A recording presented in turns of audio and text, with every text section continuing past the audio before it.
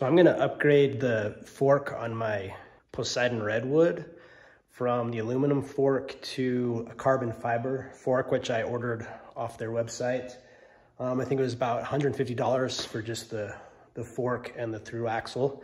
But before I put it on, I'm gonna show you the difference in the weight between the two. All right, so here's the aluminum fork that came with the Redwood. I put that on this scale. You'll see that that comes in at just over 1,200 grams. The carbon fiber, you see that that's just under 500 grams. So we're saving about 2 pounds just in swapping out that front fork. And I haven't even cut the tube on the carbon fiber fork just yet.